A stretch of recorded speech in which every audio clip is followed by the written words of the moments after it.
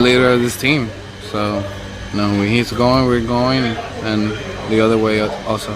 He's being himself, It's been awesome. I think, playing second base has kind of revived him a little bit. I think he likes being on the dirt a little bit.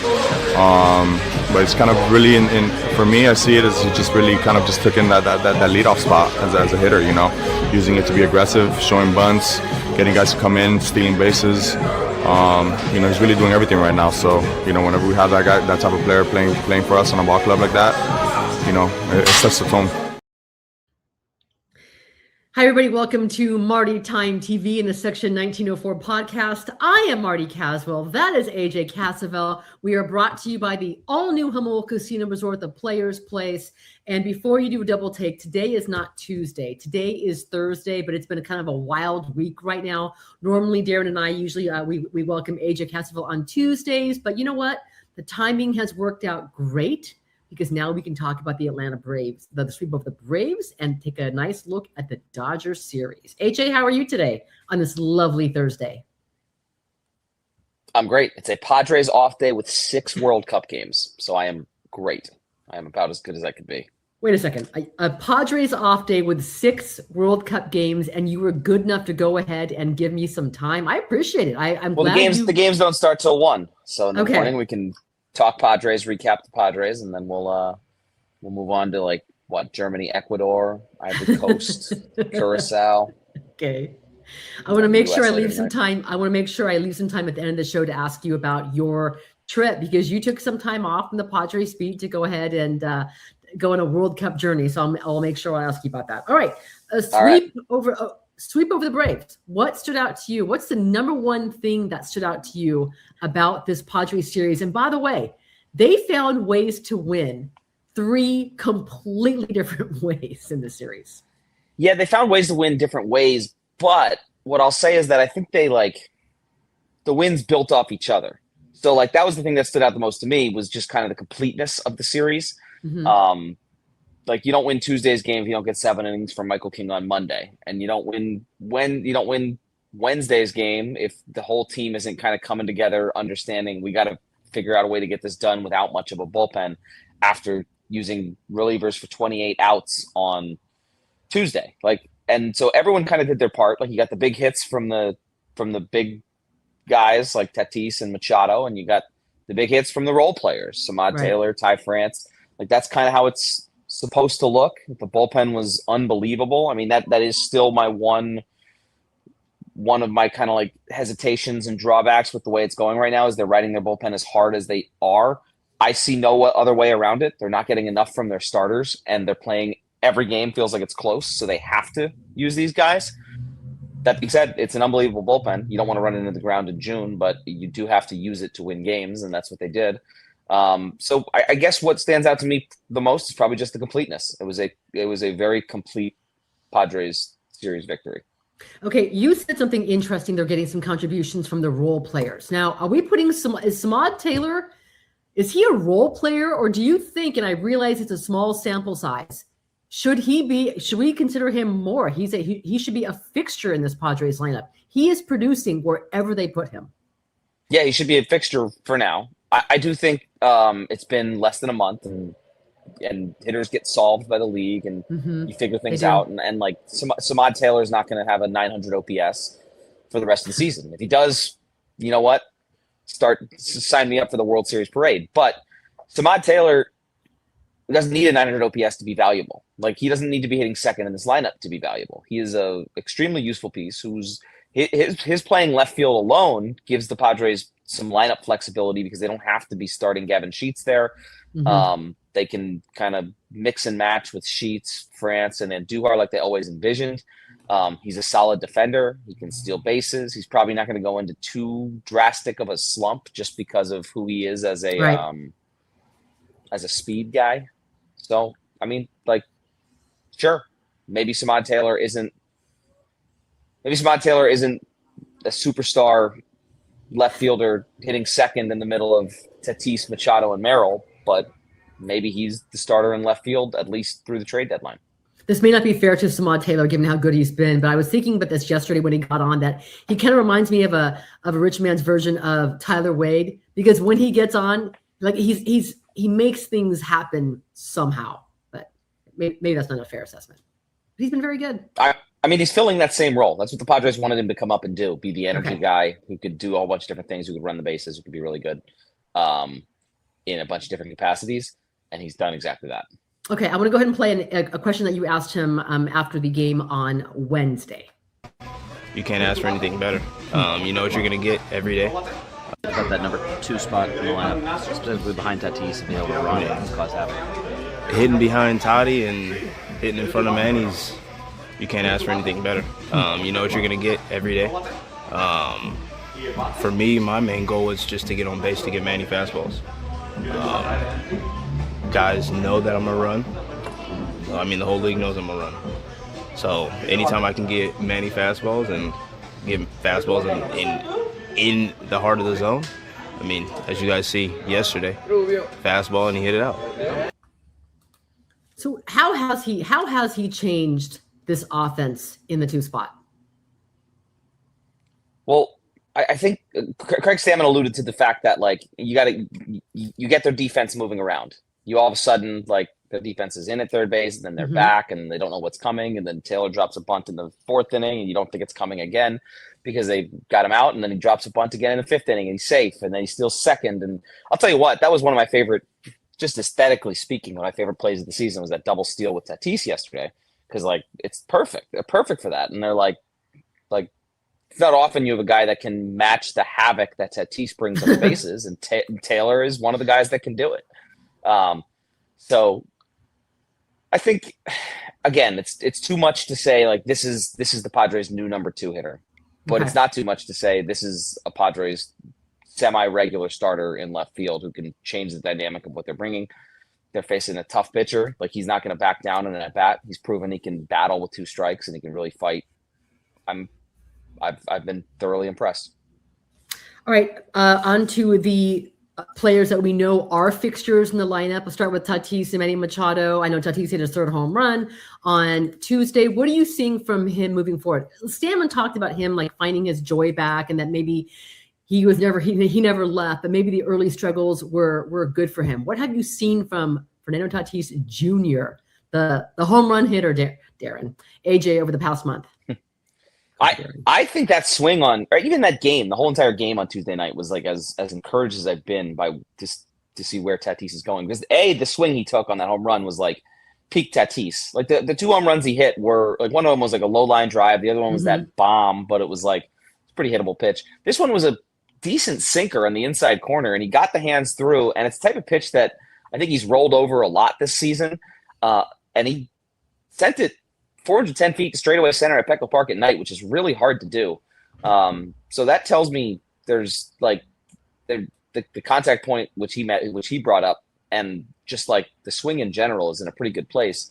But then afterwards, he talked a little bit more about just kind of about, like, getting to a place where he was at peace with the home runs were either going to come or they weren't, and it doesn't matter, and just try and win games. And I think that, like, is the attitude he needed to grow into, to kind of accept the power struggles that he was going to have. And it, like, I think the power is going to come. I've said this a couple times. I think he's going to end up the season with, like, 15 home runs, and that's not what you want out of Fernando Tatis Jr., but you'll take it right now when he's got 3 in the middle of June.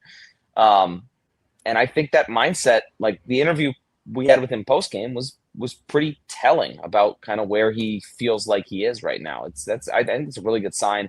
I've been impressed. I think, like, you take what he's done over the last month. I don't care if he's not hitting a ton of home runs. Like, he looks like an all-star again, and he's probably not going to do it enough in time to reach the all-star game. But, like, this guy is the guy you want at the top of your lineup. He's the guy you expect when you think of Fernando Tatis Jr. Maybe just with a touch more power, but like, that swing he took Wednesday it shows you it's in there.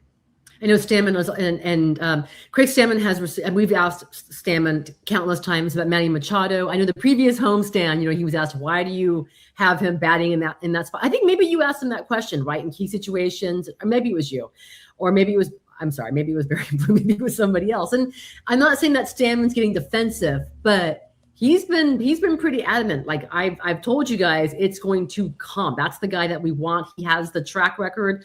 I don't think Manny is happy with where he's at right now, but he's had some key moments for the Padres. You can start with the Texas series, the walk-off against Atlanta Braves. He is trending slowly. At least he's making an impact for the Padres. What are you seeing from Manny as of late? Yeah, the big hits. I mean, that's what the Padres need from him, because there was a time where, like, I do think he might have, as much as he wants to say it's about process and it's not about results, and I do think he was kind of building up those big situations and then wasn't able to come through in them. And now he kind of looks a little more relaxed in those spots. And as a result, he's won the Padres a few games with some big swings at a time of year when the Padres really needed those wins, because they're kind of floating right around that wild card picture. I don't think, I think Tatis is back. This version of Tatis.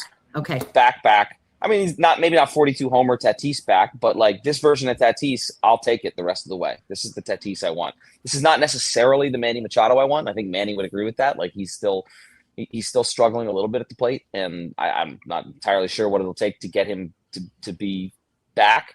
But the fact is, he's helping you win games with big hits and big spots, and that's what the Padres need from Manny Machado, because they're keeping him in that number 3, number 4 spot in the lineup, and they're asking him to deliver, and lately he has. And that is, I think, why you've kind of seen some of this momentum turn in the season.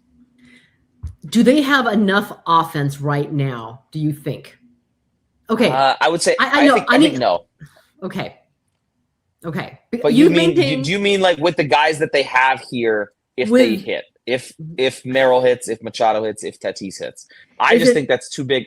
That's too big an if to say they're all gonna perform to the back of their baseball cards. And we've talked about that a lot. We're at the midway point of the season on Saturday, and at that point, Manny Machado and Jackson Merrill have OPSs below 650. They're not going to reach the numbers that are back on the baseball card unless they have unbelievable second halves. So you got to come to they need to be better, but they don't just need to be even if they just get the league average. The Padres probably are. It makes the Padres better, but it's not enough offensively. So I think I'm not counting on all 3 of those guys being back to superstar caliber in the second half, because we haven't seen it in the first half. So if I'm the Padres, I'm saying, how do I go out and add another bat to this mix, and then hopefully maybe that eases some of the burden on those guys, and they all start to hit like they can. And if it doesn't, then I still think it's a important priority to add a bat, because you don't need to go out and add a shortstop. You don't need to go out and add the center fielder. These are guys at positions that you need to add a corner bat or a DH, just someone else, just someone who can swing it. Those guys come cheaper than up the middle players, than starting pitchers. I think it would go a long way for the lineup. Okay, then let's go ahead into the rotation, because the rotation has been an absolute black hole for the Padres.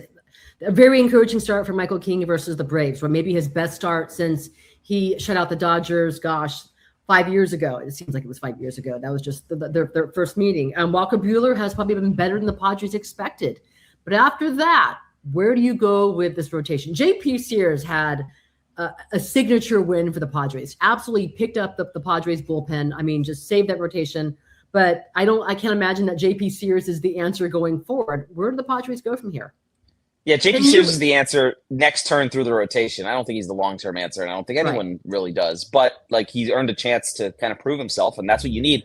The Padres, the secret to the Padres rotation is that because of the injuries they have and the guys that will be coming back later in the season, they can have an iffy rotation in mid-June and be okay with it as long as they're winning games, because they will have a passable and maybe even a good rotation in September if Pivetta and Musgrove come back healthy. And if they make a deal at the deadline, you just try to piece it together and make it work, and find a JP Sears to come up and face the Braves, who was a pretty good matchup for JP Sears, and use him to get that win. And then next turn through, maybe you need German Marquez, and eventually, where does this rotation go? They don't need to be the best version of their rotation in July. They just need to be winning enough games to be in the wild card mix, preferably be in a playoff spot and maybe pushing for that number 4 spot.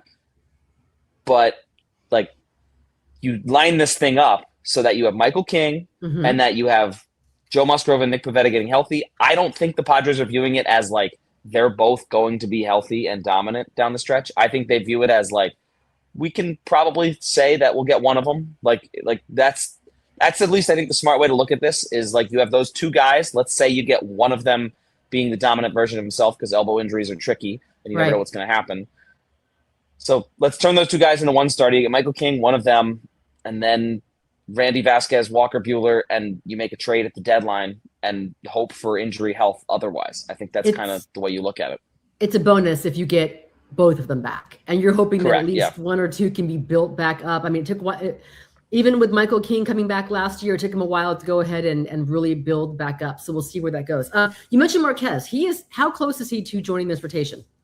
Very close. I like potentially even next turn through the rotation. We'll see. I don't know if he'll join the rotation. I think he might be like an opener bulk guy type, like what they've been doing with Griffin Canning. Griffin Canning hasn't been giving the Padres enough, clearly.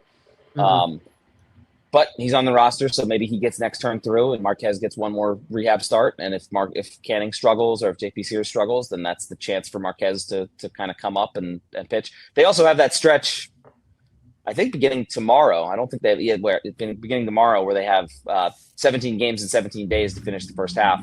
Okay. That's going to be brutal. All of those games are against very good offenses. What does it go? I think Dodgers, Cubs, Dodgers, Diamondbacks, Braves. Like they're not Braves, Blue Jays. That's a tough stretch.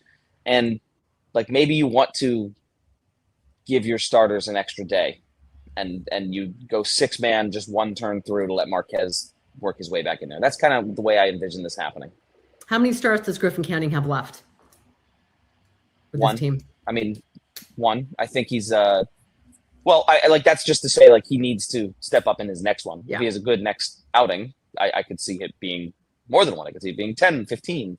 The Padres really like his stuff and really like what he's capable of, and he's shown it on a couple occasions, but he's got to be better than what he's been. And he put the Padres in a real bind in the bullpen on Tuesday that their bullpen kind of bailed him out of, and then JP Sears bailed the rest of them out of the next day. Okay, got a couple quick notes on the Padres injuries. Where is Jake Cronenworth? I mean, the most concerning thing for him that we keep hearing from Craig Stammen is there is no timeline, and head injuries are extraordinarily serious. People react to them differently. Should we plan to see Jake Cronenworth before the All-Star break?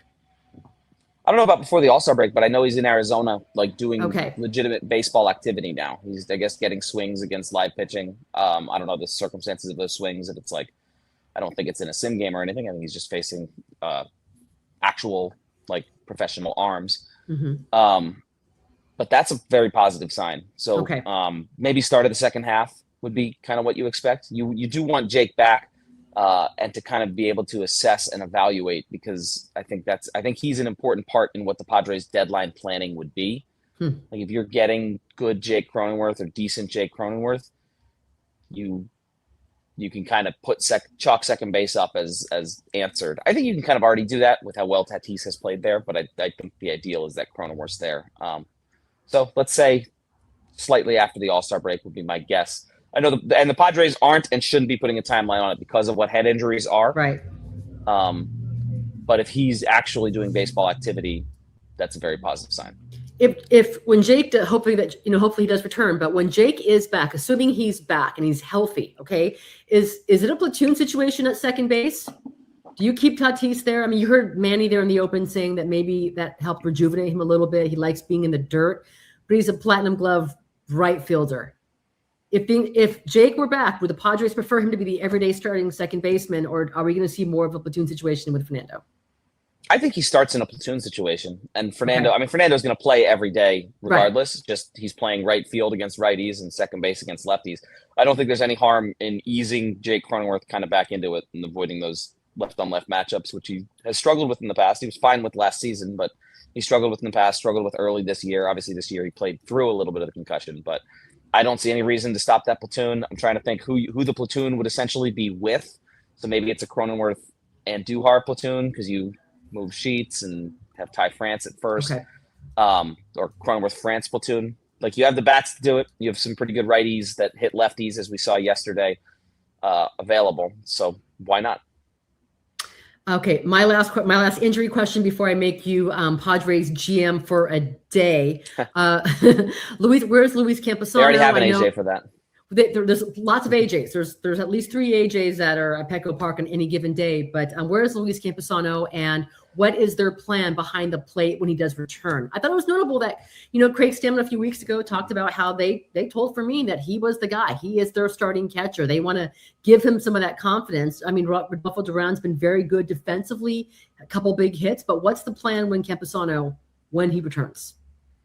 Yeah, Campusano and Fermin is the plan, and Duran is at least that can obviously change. And Fermin's been really banged up. I don't know the specifics of the progress of Campusano. He is also at the team's complex in Arizona, where they're playing complex league games and they're playing sim games, and those guys can get into action if needed. But I would have expected Campusano to have been on a rehab assignment by now. Part of me is just wondering if the Padres are just slow playing this thing because he's been injured in the past, and you're trying to get they know that you want to get to the postseason with Luis Campusano as your catcher. I think that's smart. If he's not 100% completely healed, if it's 99%, get him 100%. But the catching situation has been just good enough with those other 2 guys. I think they're treading water and trying to make sure that Campusano is 100%. Because I would have expected a rehab assignment by now. I think it's coming very soon. Okay, that's a pretty big deal. I know Fermin said before he was activated that he has never been as banged up. He's taken a beating behind the plate, and he's been hit in the head. So that's something to watch. All right, I'm gonna go ahead and make you the other AJ for one day. You can pull off one trade. What's a piece that makes the most sense for the Padres right now, given the teams that we know are going to be sellers at the deadline? I'll put a team like the New York Mets, the Giants. Let's see, maybe the Twins. Who are some teams that could? Didn't we already talk about our Luis Arraez trade? Doesn't that one? No, I'm just kidding. I think the Luis Arraez trade is. That's not the one trade I would make, but we did. No, we and now haven't he's talked injured. about that since opening day.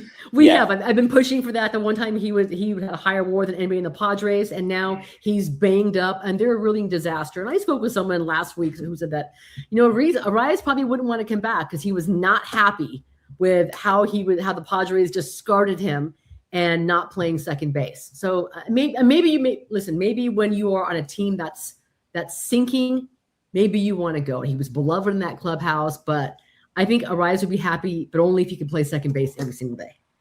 Maybe. I think there were things Arraez really liked about San Diego, and I also think that this is besides the point. They're not going to trade for Luis Arraez. They have other issues, but I think there are a lot of he got along well with a lot of people in the clubhouse, and I think AJ Preller kind of made it clear what he thought about him, that he really liked him, but also maybe needed to spend the money elsewhere. And that's what I think is going to happen again at the trade deadline. I think they need to spend money elsewhere. I think they need to get a starting pitcher. I think they need to get a starting pitcher who can impact a playoff series, who maybe your number 3 starter. I think you're going at this point, you're going like Michael King, Nick Pivetta / Joe Musgrove, and not counting on both. And then I am not counting on Walker Buehler or Randy Vasquez in game 3 of a wild card series. I need to trade for somebody at this deadline. I don't know who exactly is going to be available. There are some names that have been kind of thrown out there with the teams that are out of it. I don't know, Sonny Gray, Joe Ryan, like those kind of names that I've seen. Like, I don't know if the Padres have enough pieces to go out and get a big time arm, but they need to get at least a mid rotation arm. And that's like, their offense has been bad. I think if you're only making one trade, and if you only have enough pieces for one trade, you trade for a starting pitcher, because the only way this thing is going to go is if the offense figures it out on its own. Another piece will help. Like if I'm GM and I can make 2 trades, then I'm also trading for someone who can play left field and first base and just kind of platoon or like just hit. Another Miguel Andujar type, maybe from the left side. Okay. But my first trade I'm making is for a number 3 starter who can slot in. Guy. Or, I mean, like if you can get number 2 or number 1, go for it. But I just think that the prices will be too much. Okay, I already set my rotation for the playoff series, and right now I have it penciled in as Michael King, Walker Buehler, bullpen day. Those are my. JP Sears. That's my, or Wandy Peralta he's your opener, and then you move on to somebody else. That's what I have. Bullpen game. I like the Wandy Peralta opener. I like that. It's good. I think it's good. I mean, it's only as good as how deep your bulk guy goes, but I like it. Okay, I need to ask you some advice, just really quick. I am thoroughly jealous of your ability to get up in the morning, take care of young Carlo, and then go to, and then nap. And then how do you, I tried that because I have been like on 5 hours sleep the past couple of nights for a multitude of reasons. I cannot go back to sleep. What's your trick? How do you do this? You just do it. I mean, it wasn't easy at first, but you just nap. It's the only way I can get sleep. And it's like, I mean, for those viewers who don't know, like, it's just like, it's the only chance I get to see Carlo. And today, obviously, I'll get to see him tonight. But like days with a game, like he's up at 6:45 and I went to bed the night before at 1 o'clock because I get home late and I got some stuff to do before I wind down. I'm not going on 5 hours, 45 minutes of sleep. I'm playing with him. I'm dropping him off at daycare and I am going to sleep for another hour and a half, which is what I did this morning. And I don't know. You just do it. You just do it enough and you get used to it. You become a napper. I never thought I'd be a napper, but here I am. This is why you're rejuvenated right now, and I am not. So, anyways, I'm rejuvenated because there's 6 World Cup games coming on later. So, all right, tell me real quick. What was the highlight of your trip? You went to Vancouver, right? Highlight of the trip was seeing Mo Salah score a goal for Egypt, which was see Egypt win its first World Cup game. Like their fans were awesome in Vancouver. But also, I went to 2 games. I went to the Bosnia-Switzerland game in Los Angeles, and it looks like now the U.S. is going to probably end up playing Bosnia in the round of 32. The Bosnian fans were awesome. They were a fun time. That game was good. I saw 5 goals there. I saw 4 goals in Vancouver. Like, what else can you ask for? Vancouver, awesome city. If you're seeing, yes, it is. Like, if you're seeing a game, it's an awesome city. End of sentence. But if you're seeing a game like in the World Cup, that's a great place to go because everything is happening right downtown, right around the stadium. If you're going to party with a group of fans, and I think early on we were like, oh, it'd be Colombian fans, but how is it not the Scottish? Why would you not be partying with the Scotland? Well, because they'll be leaving soon. It looks like they're out. But no Scotland, no party. Yeah. Okay. All right. Well, good stuff. Good stuff, AJ Cassavell. Appreciate you. All right. Team USA plays tonight at 7:00, but nothing to play for. How do you fix that? Go ahead.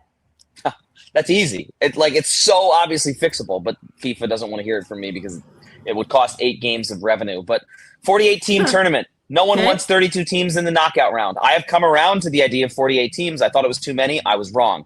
Mea culpa. Having Curacao there, having Cape Verde there has made it better. But we don't need 32 teams in the knockout round. Take the top 2 teams from every group, 24 teams. Give the 8 best teams a bye so that the U.S. is still competing to be one of the 8 best group winners tonight. They still have something to play for. They're playing for that bye. And you've got a tournament. You've got a 24-team knockout round with 8 teams getting byes, only 2 teams advancing from the group. No third-place shenanigans like we're going to see for the next 6 days. Those third-place teams don't belong in anyway. And it's solved. There you go. You have a 48-team World Cup that compromises. It allows you to add the teams while still keeping all of the drama. Look what a nap does for AJ Cassavell. He's fixed the Padres rotation rows, trading for a number 3 guy, and he's fixed the World Cup. Be like AJ Cassavell. Don't be like me. Take a nap. Don't be stubborn. Make it work. AJ, you're the best. I look forward to seeing you at Petco Park. It's going to be a wild weekend. It's Roki Sasaki. I can't wait for this. He's a great story. Great pitching matchup. It's great. It's so great juicy. Pitching matchup. He is the top of the list for. No, he's enemy number 2 now for Padres fans. It's always Max Muncy maybe it's Dalton Rushing if he ever plays against the Padres. But Roki Sasaki and Walker Buehler versus his former team on Friday. Yoshinobu Yamamoto and Randy Vasquez on Saturday, and then Michael King, Emmett Sheehan Sunday. I can't wait for this series. I hope it lives up to the hype. It's a fun pitching series. All right, AJ, you're the best. Thanks for joining me. I will see you tomorrow at Petco Park. Enjoy your nap tomorrow. I'm Marty Caswell. AJ Cassavell. We're brought to you by the all-new Jamul Casino Resort, the Players Place. Have a wonderful day, wonderful off day, and enjoy the World Cup. We'll talk to you next week. I don't think so. I think he had his mindset already where he was going. That's just my opinion. So you thought he was going to LA all along? Yeah. When you met him and posted him? I just I don't know, just a gut feeling, I guess I will say. As I've said, they play off the emotion. The atmosphere here plays off their emotion, and we've seen that for the last several years, even in regular season games. Just something as simple as a single, and you see the guy throwing the bat 30 feet in the air, that really gets the crowd going here, and that's just that is kind of part of their game, is trying to get under your skin and trying to have the emotion come out and get you to do something that you're not normally doing.